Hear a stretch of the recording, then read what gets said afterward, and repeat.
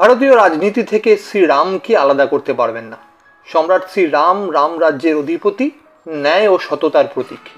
তাই এ যুগে দাঁড়িয়েও নীতিশ কুমারের রাজনীতি দেখে কেউ যদি বলেন আয়া রাম গয়া রাম, তাহলে বুঝতে হবে এখানে আর যাই থাকুক ন্যায় বা সততার জায়গা নেই, ভরসা তো দুর্লভ।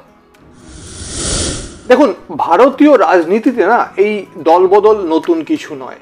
60-এর দশকের মাঝামাঝি সময় থেকে ভারতীয় রাজনীতিতে বেজায় বিধায়ক কেনাবেচা চলতো, ঠিক আলু পটলের মতো। সেই সময় ভারতীয় রাজনীতিতে কিছু বিদেশি শব্দবন্ধের প্রচলন শুরু হয়। শব্দবন্ধ, উপমা, যেভাবেই বলুন না কেন। অস্ট্রেলিয়াতে ফ্লোর ক্রসিংয়ের অর্থ হলো যে নেতা নিজের দল বদলেছেন, যে দলের টিকিটে ভোটে জিতে ফ্লোরে এসেছিলেন সেই দলকেই ছেড়ে অন্য দলে যোগ দিয়েছেন। ইউরোপে টার্ন কোট এই শব্দবন্ধটি ব্যবহার করা হয় রাজনৈতিক বেইমানদের উদ্দেশ্যে। এখন ভারতীয় রাজনীতি বা নিদেন পক্ষে বঙ্গ রাজনীতিতে যদি এই টার্ন কোটদের তালিকা তৈরি করতে বসি, বড় বড় রাঘব বোয়ালদের নাম 1, 2, 3 নম্বরে আসবে। তাদের অনুগামীরা দুকানে তা সহ্য করতে পারবেন না। এবার সব থেকে গুরুত্বপূর্ণ যেটি, সেটি হলো হর্স ট্রেডিং। অষ্টাদশ শতাব্দীর আমেরিকায় নিউ ইয়র্ক টাইমসের একটি সম্পাদকীয়তে এর উল্লেখ পাওয়া গিয়েছিল। ঘোড়া কেনা বা বিক্রি করার পদ্ধতিতে জালিয়াতি করার সুযোগ রয়েছে। ওই ঘোড়ার ব্যবসা থেকেই এই উপমাটির জন্ম হয় এবং রাজনীতির মাঠে তা পাকাপাকিভাবে নিজের জায়গা করে নিয়েছে। 1967 সালের কথা বলছি। হরিয়ানার রাজনীতিতে তখন ভরসা, সততা এই বিষয়গুলো দূরবীন দিয়ে খুঁজতে হচ্ছে। সেই সময় হরিয়ানার এক নির্দল বিধায়ক গয়া লাল কংগ্রেসে যোগ দেন। প্রথমে 3 ঘন্টার ব্যবধানে তিনি 3 বার দল বদলান, তারপর আরও 3 বার দল বদলান 15 দিনের ব্যবধানে। এইসব ঘটনাগুলো যখন ঘটছে তখন আরও পরিষ্কার করে বলা যায় তিনি কংগ্রেস থেকে যুক্তফ্রন্টে গিয়েছিলেন এবং তারপর ঠিক উল্টোটা, যুক্তফ্রন্ট থেকে কংগ্রেসে এসেছিলেন। সেই সময় গয়ালালজি নিজেই হয়তো বুঝতে পারেননি কখন নিজের অজান্তেই তার পিছনে আয়ারাম গয়ারাম এই কথাটা তৈরি হয়ে গিয়েছে। এবার যেটা হলো যে একবার ভাবুন, সেই সময় রাজনীতিতে এই ধরনের কথা ছড়িয়ে পড়ছে এবং বিদেশি শব্দবন্ধগুলোও কিন্তু বিভিন্ন সময় ছড়িয়ে পড়ছে।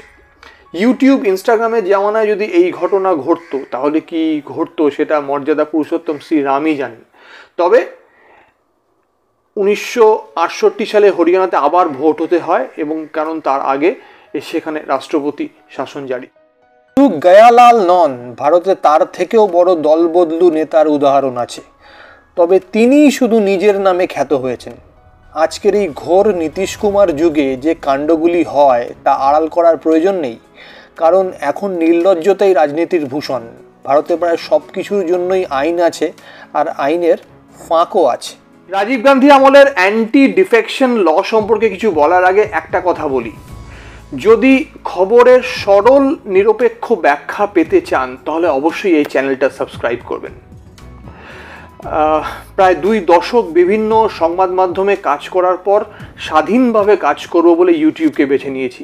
আমার ব্যক্তিগত পরিচয় আপনারা ডেসক্রিপশন বক্সে পাবেন। আবার বলছি, চ্যানেলটা লাইক, শেয়ার, সাবস্ক্রাইব করবেন আর আমাদের ফেসবুক পেজটা অবশ্যই লাইক এবং ফলো করবেন। 1985 সালের অ্যান্টি ডিফেকশন লয়ের মূল উদ্দেশ্য ছিল দলবদলু আয়ারাম গয়ারামদের আটকানো। লোকসভা, রাজ্যসভা এবং বিধানসভায় এই আইন কার্যকর হয়। নীতিশ কুমারের জেডিইউ যখন আবার এনডিএতে যোগ দিল তখন তৃণমূল কংগ্রেসের কয়েকজন খিল্লি মস্করা করছেন দেখলাম। তারা কি অর্জুন সিং বা রাজীব বন্দ্যোপাধ্যায়ের কথা সামহাউ ভুলে গিয়েছেন? আবার বিজেপির যারা এ বিষয়ে গলা উঁচিয়ে বিতর্ক করছেন তারা শুভেন্দু অধিকারীর রাজনৈতিক অতীতটা জানেন তো?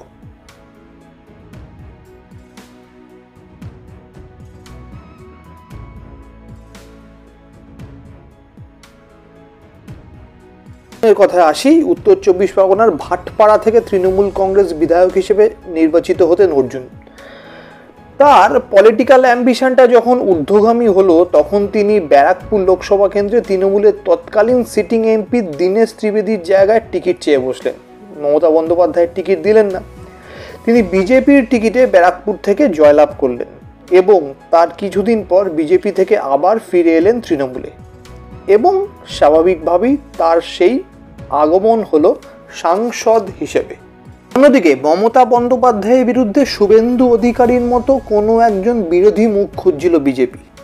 তবে শুভেন্দু তার পলিটিক্যাল কেরিয়ার যতই উঁচুতে নিয়ে যান, তার রাজনৈতিক ইতিহাস যে একসময় মমতা বন্দ্যোপাধ্যায়ের হাতে রচিত হয়েছিল তা তিনি অস্বীকার করতে পারবেন না। রাজনীতির দলবদলের খেলায় যদি কেউ মাস্টার মাইন্ড হয়ে থাকে তাহলে এই ব্যক্তি মুকুল রায়।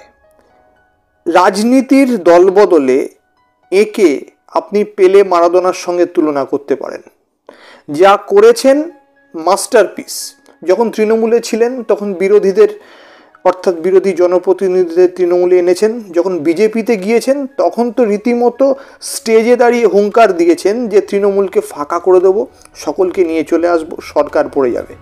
যাই হোক, এই যে খেলা, দলবদলের খেলা, সেখানে মুকুল রায় এমন একজন ব্যক্তিত্ব যাকে এই নিয়ে যদি কোনো স্পেসিফিক বই লেখা হয় অবশ্যই তার নামে একটা বড় চ্যাপ্টার থাকবে।